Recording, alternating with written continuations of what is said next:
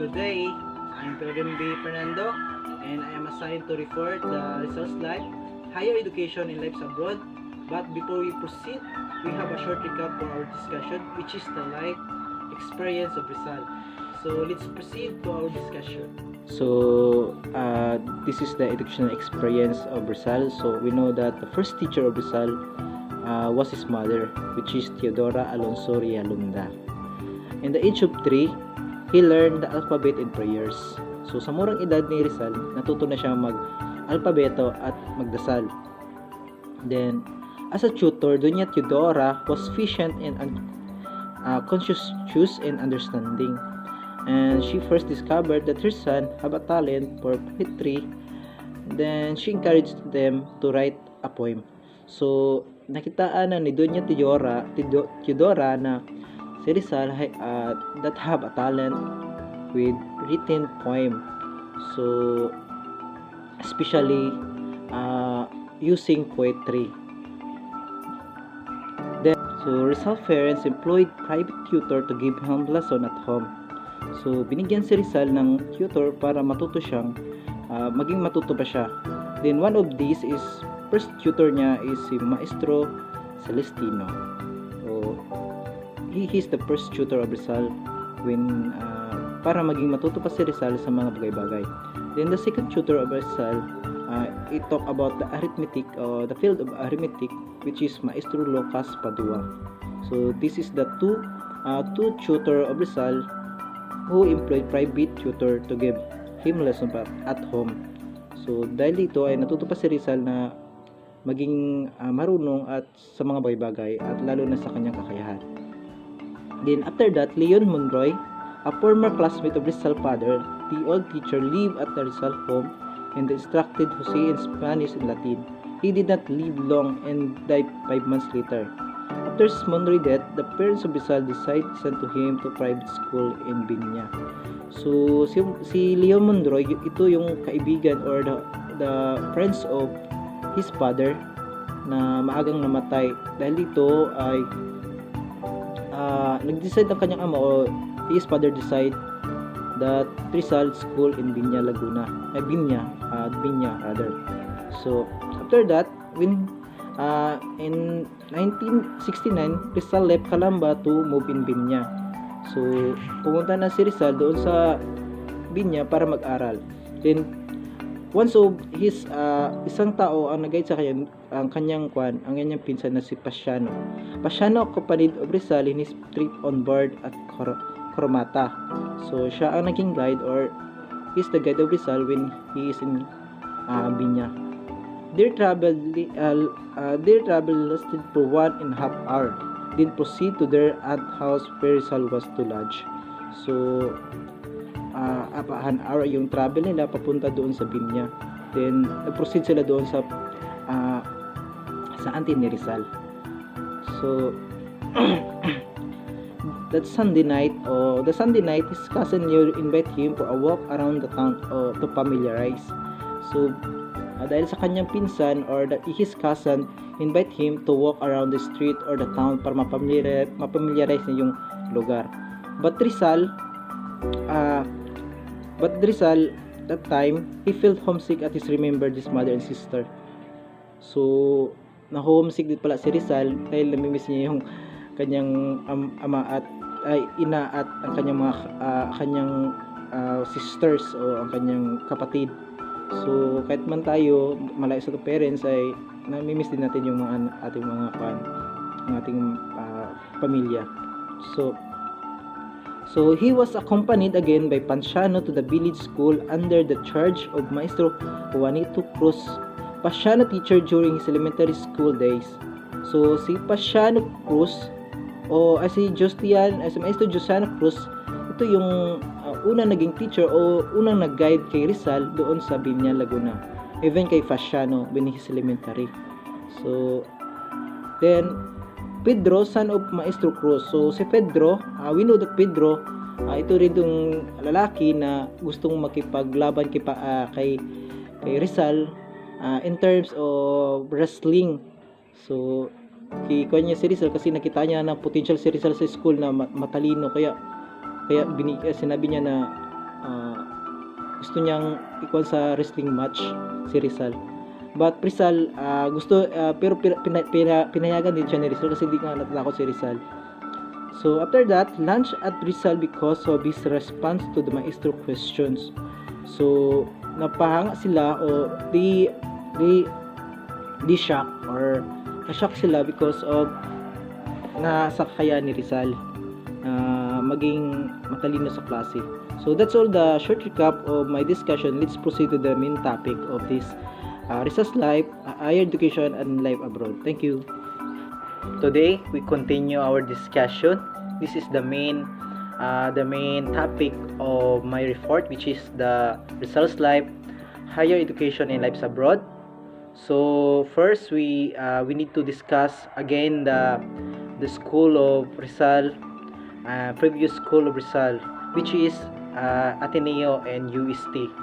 So the educational Ateneo and UST are among the factors that help shape his character and his person.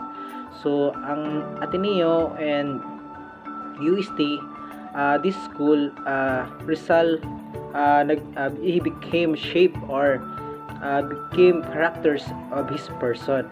Then he was accompanied by his brother Pasiano when he went in Manila on June 10, 1872. So tinulungan siya ng kanyang kapatid na si Pasiano na pumunta sa Manila upang makapag-aral siya sa Ateneo. So Rizal was an 11 years old and taking an entrance exam enrolled in the Ateneo. So sa murang edad ni Rizal and 11 years old, nag-take na siya ng exam sa Ateneo in the age of 11. So Rizal also took an exam at College San Juan de Letran in Paz. So before he take the exam in Ateneo, first niya gi-take is yung exam doon sa Letran. Then nakapasa siya. But San Juan de Letran, his father wished him to study, but on his mind and si Jose Santo Ateneo de Manila. It means gusto na kanya maog, his father wished him to school in Dilitran, but to say change his mind, mas gusto niya pa doon sa Ateneo kaysa doon sa Litran. So Father Margin Perardo, college registrar. This is the registrar of Dilitran. And Manuel Ceres Burgos, Nipyon or the Father Burgos. Siya yung taong nagtulong o tumulong kay Rizal na makapasok doon sa Litran. He used Rizal a last name instead of Mercado. So this time, dito ginamit ni Rizal or he used Rizal last name instead of Mercado. So dito niya i-change ang kanyang apelyido sa Rizal kay instead niya Mercado gamitin niya. So we know that the Ateneo College is a Jinsu system of education. So ang mga guro dito ay mga pare. So we know that they have many kinds of the teach about physical, psychological, and emotional and spiritual. So but they have two kinds of student here in Ateneo. So which is the Roman Empire and Carthaginian Empire, which is ang Roman Empire intermost, it means borders. Then the Carthaginian Empire internos means non-borders. So this is the first year of Rizal in 1872 and 1873. So June 1872, first day class of Ateneo. So dito ito talaga yung day na nagsisimula yung klase ng Ateneo. So the first teacher of Rizal was Father Vich, o si Father Vich yung unang nag-guide sa kanya, or unang siya nagturo o siya ang unang naging guro ni Rizal about sa mga topic na kailangan niyang gawin. And he was assigned to Carthaginian Emperor, or the Carthaginian Emperor, it means non-borders. So he was the brightest pupils in the whole class. So siya ang pinakamatalinong estudyante, or siya ang the brightness or the genius student of their class. So they took private lesson in Santa Isabela College and paid 3 pesos for extra Spanish lessons. We know that Rizal is he expert in using Spanish language. That's why he go to Santa Isabela for paid 3 pesos for Spanish lesson. So pumupunta siya doon sa Isabela para yung mahasa pa yung Spanish lesson niya, or mapa-improve niya pa yung language niya sa Spanish. So he placed second at the end of the year, although his grades were marked excellent. So nag-graduate siya sa Ateneo as a second honor rather, kasi even though excellent yung grade niya. So alam naman natin na kahit excellent yung grade, it means mayroon pa rin mas matalino sa kanya. Pero itapik natin niya mamaya kung bakit naging second lang si Rizal sa kanyang klase. So after that, he returned to Manila for his second year at Ateneo. So pagkapuan niya doon sa kanila, babalikan agad siya sa Ateneo para makaproceed siya ng second year. So the after the third year in Ateneo in 1874 and 1875, released his mother in prison. So this time ang ina niya ay nakalaya na. Then after that, at minsan dito ay mayroong nangyayari kay Rizal. Sometimes stress ata siya, kaya minsan pag he compete to the event, especially the Spanish language, he lost or he cannot win because of his fluently conscious. Kumbaga hindi siya 100% sa kanyang ginagawa. Then March 1875 for summer vacation. So pagka nangyari yun, nag-uwi din agad siya para makapiling niya naman yung kanyang mga magulang. So after that, he proceed his fourth year in Ateneo in 1875 and 1876. So he became interno in Ateneo, or become interno also means borders na siya. Nagiging borders na siya this time. So si Francisco de Paula Sanchez inspired him to write a poem, o inspired niya si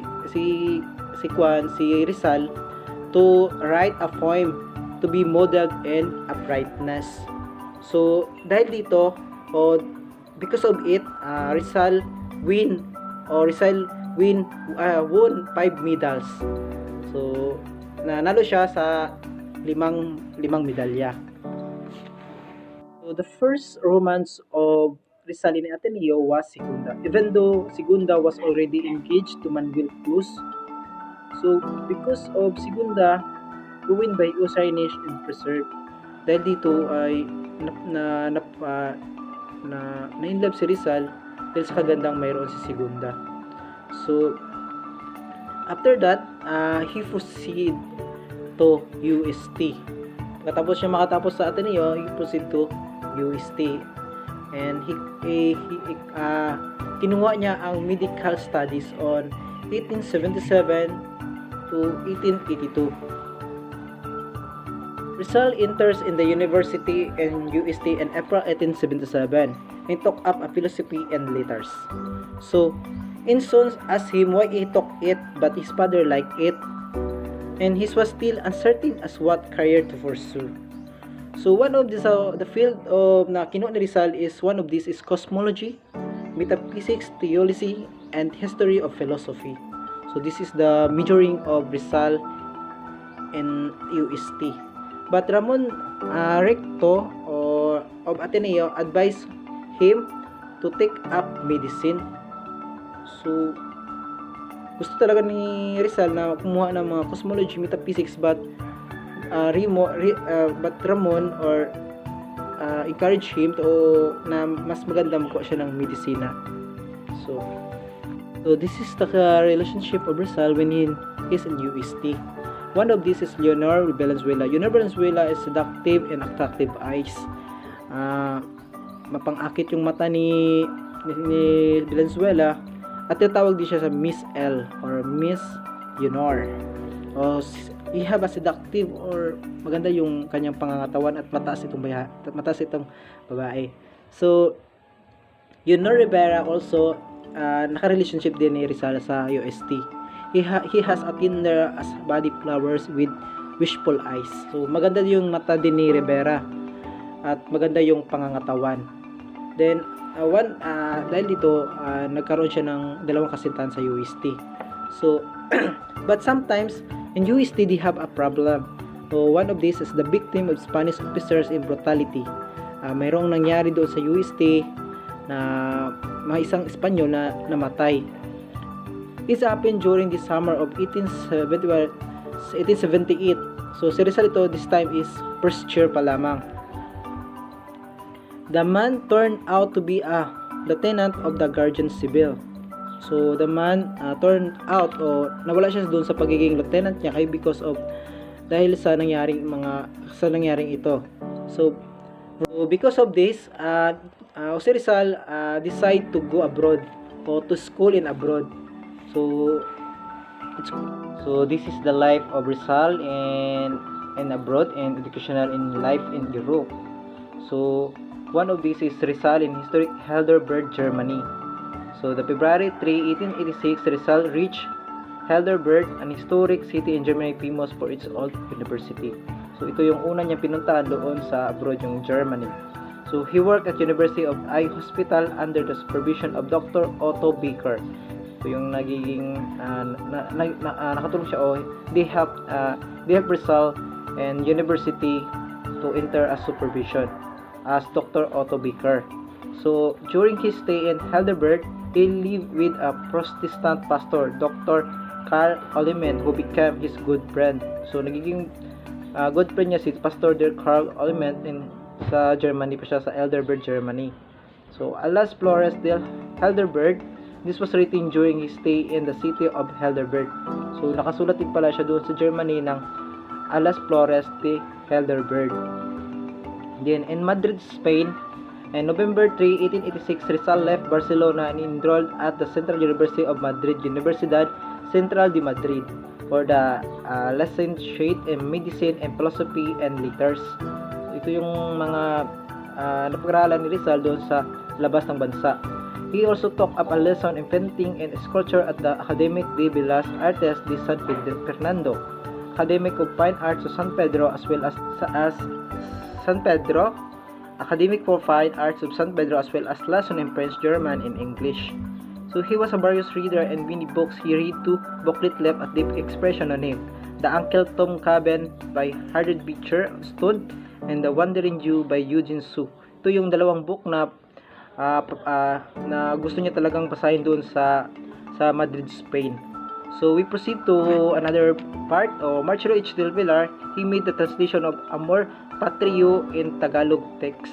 So yung mga sulat ni Rizal, siya ang nagre-revise o he revised the book of Rizal translation into Tagalog. Then Rizal in his essay Amor Patrio, he urged the Filipino to love the Philippines. He wanted them to be free people with dignity and honor according to God's plan in no slaves. So because of this, one of the nangyari ito sa katipunan, yung sa pagsakop ng Espanyol sa Pilipinas, na dapat mayroong free people with dignity, fair ang bawat isa. Los Villages Travel, second article of the Diario Tagalog, Revista de Madrid. This article of Diario Tagalog is returned to Rizal and stopped the publication because of lack of funds. So marami din pala sulat si Rizal na hindi na-publish because of kulang yung mga bagay, lack of funds, o kulang yung mga yung gastusin. So from Singapore to Colombo, Sri Lanka, May 11, 1882. From Singapore, he bound to Jemna, a transit bound of Europe. Jemna, yung sasakyan na ginamit niya. When going to Singapore. May 17, 1882, Jemna made it stop over the Point Gali. Napahinto yung Jemna sa Point Gali. So Rizal noted Point Gali as it cost to town, which is picturesque but lonely, quiet, and sad. So nangyari yung mga pangyayari na yun na dahil because na doon nakasulat si Rizal ng mga sulat ng Point Gali dahil sa nangyaring trahedya.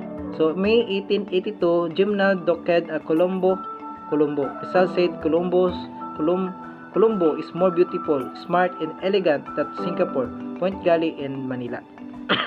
His friend and family. Pasiano give him money for his allowance. So, binigyan siya ng kanyang kapatid na si Pasiano to travel in Spain. So, Saturnina gave him a diamond ring. Aba, diamond ring. So, binigyan pala siya ni Saturnina o his first loves in Ateneo na si Saturnina ng diamond ring. So, May 3, 1882, Rizal left on board at steamer Salvador bound for Singapore. So, yun na yung nangyayari. After 5 days of sailing, the Salvador reached Singapore. He registered at Hotel de la Paz. In 2 days stopover with spent in visiting historic place. So yun ang mga nangyari doon sa pag-travel niya sa labas ng bansa. Go abroad. That's all, and thank you for your watching and listen to my report. And once again, thank you.